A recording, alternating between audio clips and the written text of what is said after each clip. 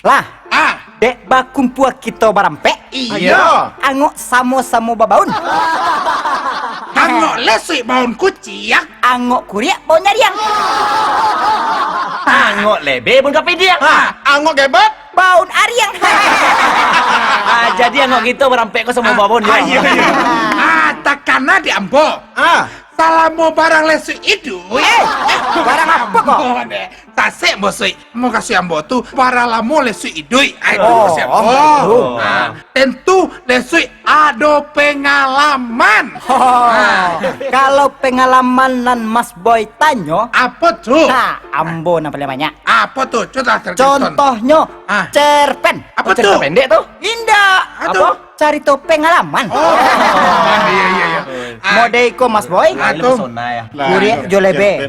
Tolong dengar deh. Jadi. Wakatutu onda bursa. Bannya bocor. Baik ke tukang tumbok. Mbok kecen ke tukang tumbok kok. Tolong capek dah. Ambo tak aja. Lah sudah nyokarajon dek tukang tumbok. Aduh.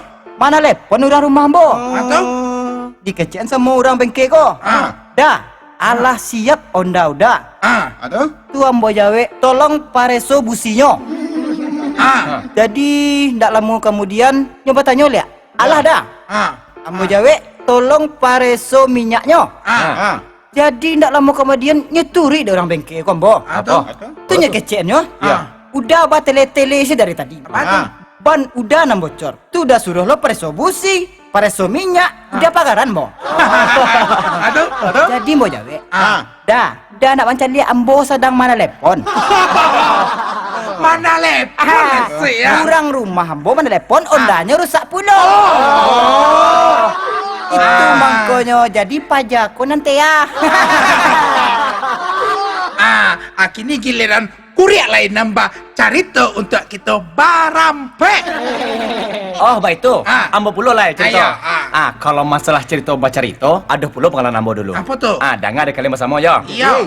Kalau pengalaman ambo dulu, bila ada kabalai, disuruh di rumah ambo. Padahal bukan lado aja nambo Bali. Banyak nangka di Bali lah. Jadi karena pitih indak sampai, lado aja nambo Bali nyo. Lah duduk ambo di rumah. Duduk sambil merokok. Jadi orang rumah ambo ko pulang dari luar. Ditanyalah di ambo. Kata orang rumah ambo ko, lai jadi lado udah Bali. Lai, atau kata orang rumah ambo tuh, lai jadi udah Bali ayam. Ambo jawe, lo Bali ya? Lado di dalam.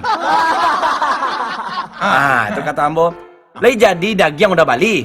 Nang kecik ambo lahadoh di dalam. Jadi calilah ke dalam. Rupa lado ciek sana rapik nampaknya.